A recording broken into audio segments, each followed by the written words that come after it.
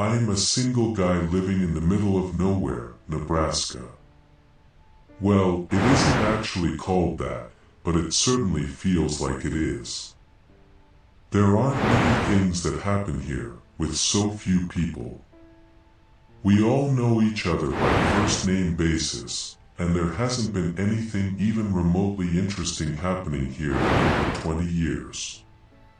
Well, until I found Mickey.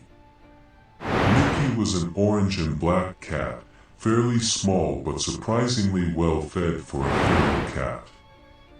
There wasn't a collar or anything, and there weren't any cats I knew about in the town, so I decided to adopt the thing and named it Mickey, due to her fur's pattern creating the vague shape of a monster, with too many legs and too many eyes all over her body.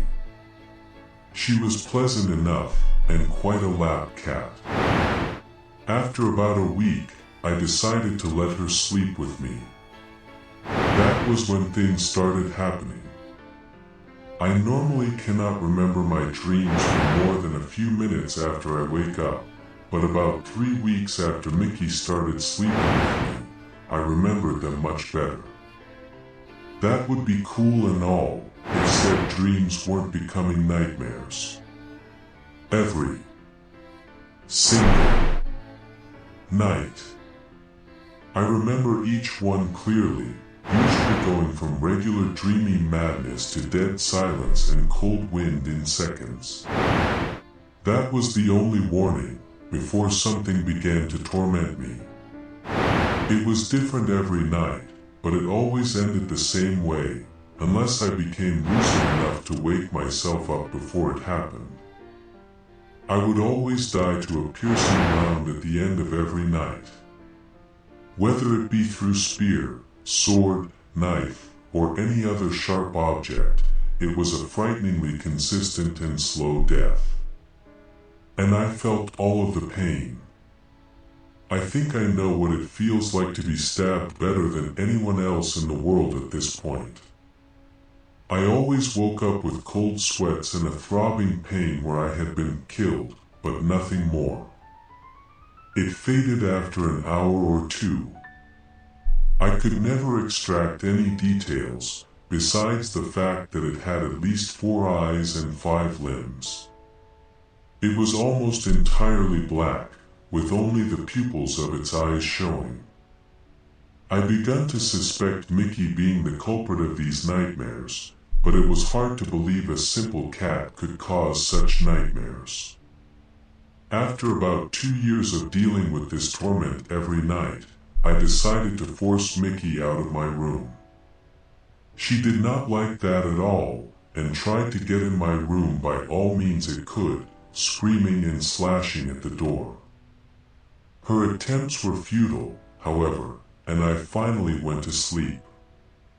No nightmares, at least that's what I thought. Until I woke up. I looked out the windows, and pure darkness gazed right back. Mickey was still screeching and clawing, but even more desperately. I could hear her voice weakening due to her constant screams at this point. I looked at the clock, and it said 1:30 p.m. I knew the one person who might be behind the darkness, so I called out his name. "Come on, Seth, I know you did this. Can you please remove this darn filter?" He didn't respond. But someone else did.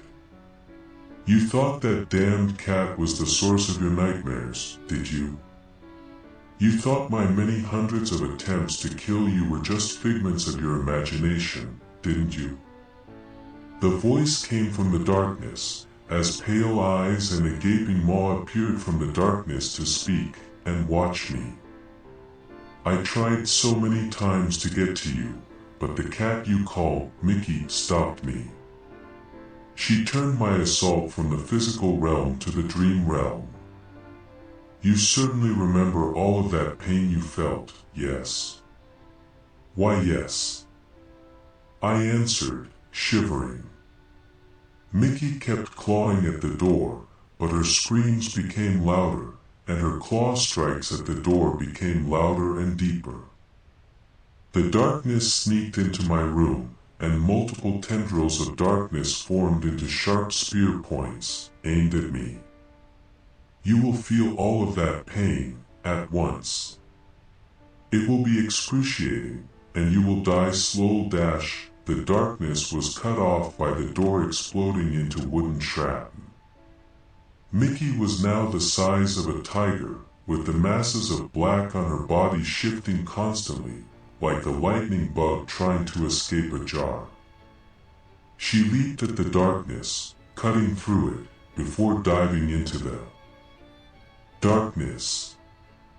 It screamed as it shrunk down rapidly, disappearing from view, until nothing but Mickey remained, back to her normal slightly overweight size outside my window. Her black pattern on her fur had gained a new high, and a large area with sharp black teeth-like markings opened, revealing her orange fur below. Thanks so much, and Mickey.